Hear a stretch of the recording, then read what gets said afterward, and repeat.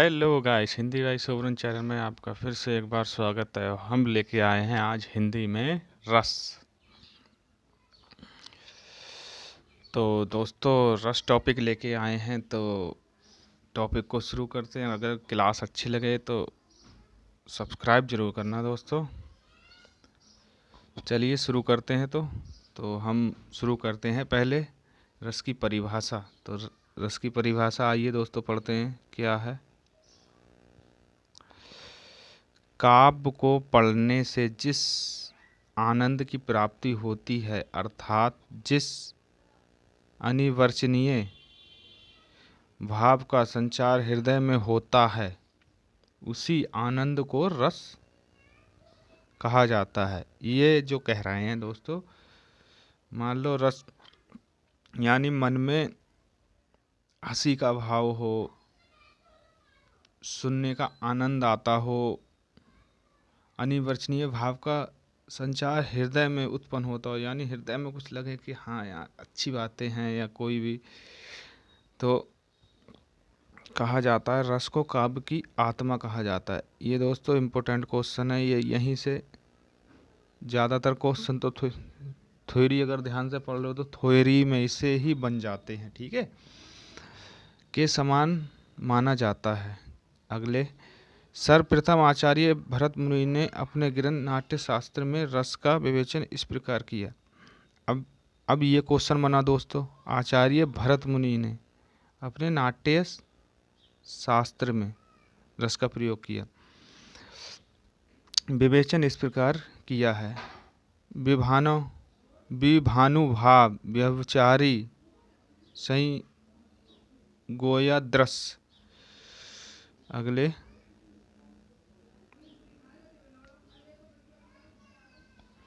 निष्पत्ति, इन्हें रस संप्रदाय का प्रवर्तक भी माना जाता है। दोस्तों आचार्य भरत मुनि को इन्हें रस संप्रदाय का प्रवर्तक भी माना जाता है, ठीक है। ये क्वेश्चन बन गया। आगे पढ़ते हैं।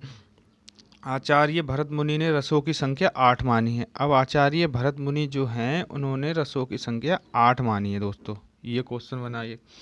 किंतु अभिनव गुप्त ने 9 रसों को मान्यता दी है। अब ये आ गए अभिनव गुप्त, इन्होंने 9 रसों की मान्यता दी है, ठीक है दोस्तों। अब रसों की संख्या 9 मानी जाती है। अब रसों की संख्या जो है 9 मानी जाती है, ठीक है दोस्तों। श्रृंगार रस में ही वात्सल्य एवं भक्ति रस भी शामिल है। श्रृंगार जो रस है उसमें वात्सल्य एवं भक्ति रस भी शामिल हैं। अगले चलते हैं।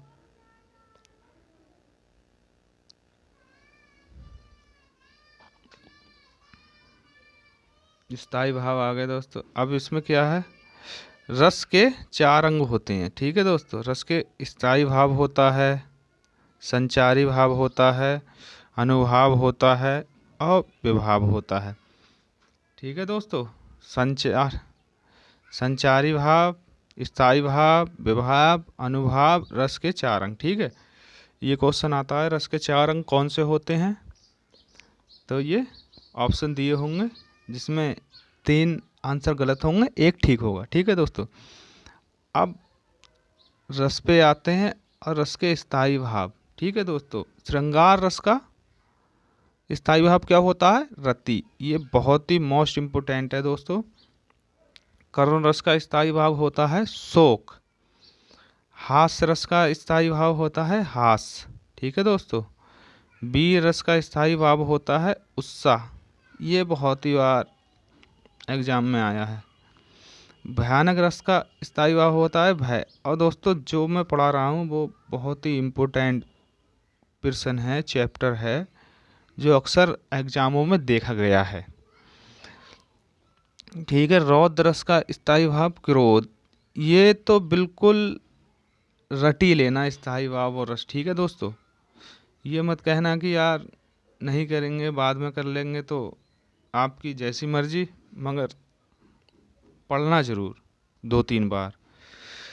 अद्भुत का आश्चर्य विस्मय, विभत्स का जुगुप्सा, विभत्स का जो स्थायी भाव है वो जुगुप्सा है। शांत रस का स्थायी भाव है निर्वेद या निवृत्ति।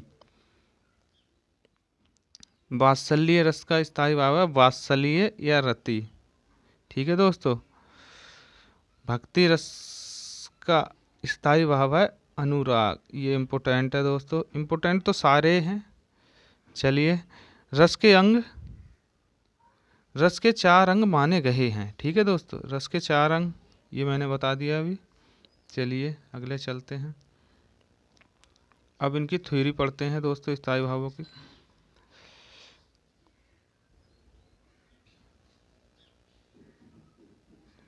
स्थायी भाव, स्थायी भाव पहला है स्थायी भाव। स्थायी भाव का अर्थ होता है प्रधान भाव, यानी स्थायी भाव ही रस का आधार है। स्थायी भाव का अर्थ होता है प्रधान भाव, स्थायी भाव ही रस का आधार है। एक रस के मूल में एक स्थायी भाव विद्यमान रहता है, यानी रस के मूल में एक स्थायी भाव विद्यमान रहता है। ठीक है दोस्तों। अगले,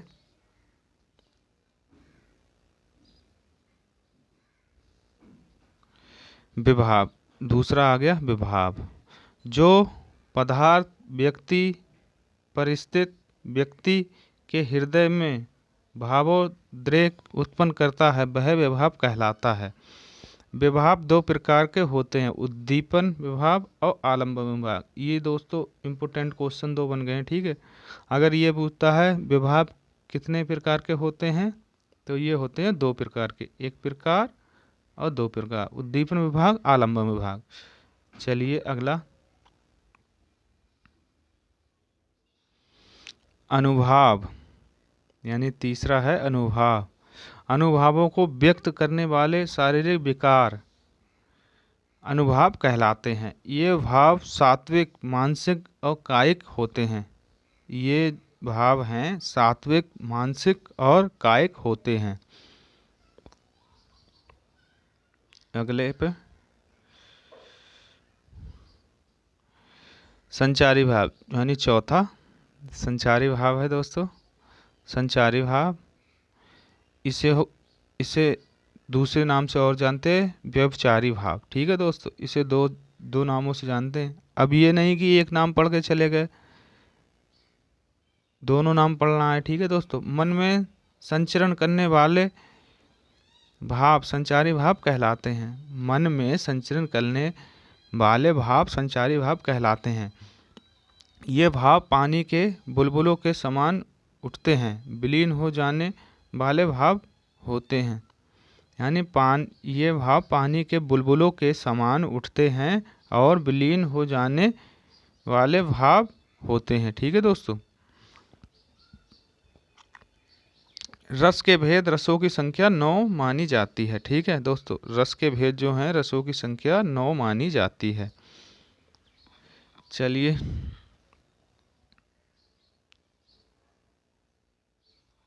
रस को शुरू करते हैं।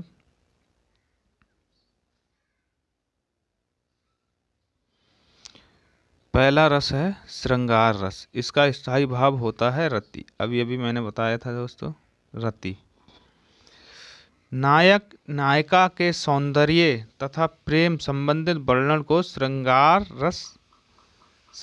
रस कहते हैं। श्रृंगार के 2 भेद हैं दोस्तों। श्रृंगार रस के जो हैं 2 भेद हैं, संयोग श्रृंगार है और एक है वियोग, जिसे कहते हैं विरलभ श्रृंगार, विप्रलभ श्रृंगार। ठीक है दोस्तों।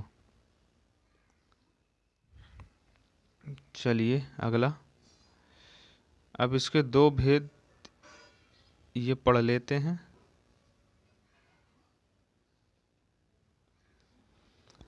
संयोग श्रृंगार, जहाँ नायक नायिका के मिलन का वर्णन होता है वहाँ संयोग श्रृंगार होता है। यानी पुरुष स्त्री का वर्णन होता है वहाँ संयोग, यानी मिलन का वर्णन होता है वहाँ संयोग श्रृंगार होता है। जैसे बरसत लालन लाल की मुरली धरी लुकाए, सौ करे भौहनी हंसे दैन कहे नटी जाए। ये दोस्तों उदाहरण है।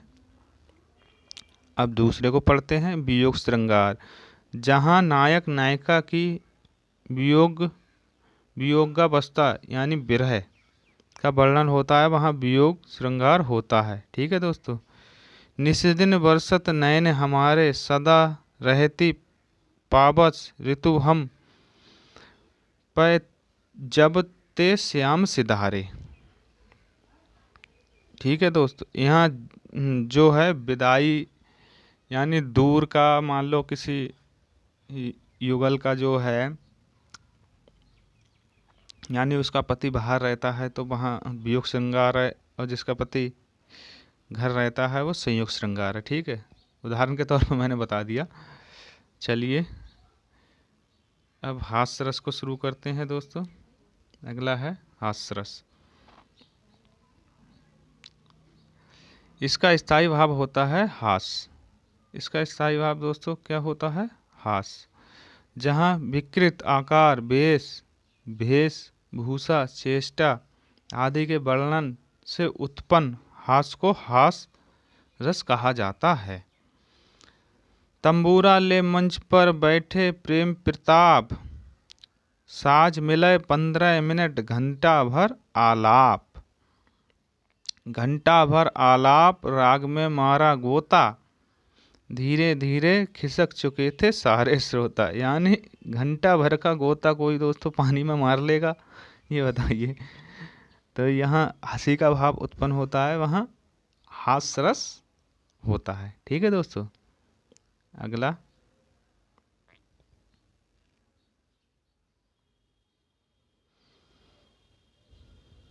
करुण रस आ गया। करुण रस, इसका स्थायी भाव होता है, इसका स्थायी भाव शोक होता है। ठीक है दोस्तों। शोक किसी प्रिय व्यक्ति के चिर विरह से उत्पन्न होने वाली शोक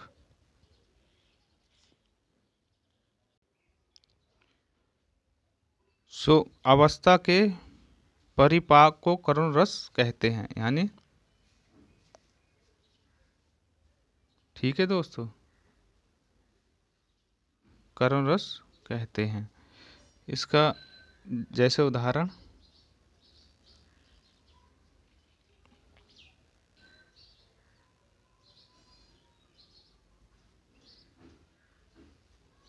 पढ़ते हैं दोस्तों। जैसे शोक बिलक सब रोभई रानी, रूपू सीलू बलु तेज बखानी, करही बिलाप अनेक प्रकारा, परही भूमि तल बरही बारा। ठीक है दोस्तों। तो आज के लिए बस इतना ही। मिलते हैं फिर नेक्स्ट क्लास में दोस्तों। तब तक के लिए धन्यवाद।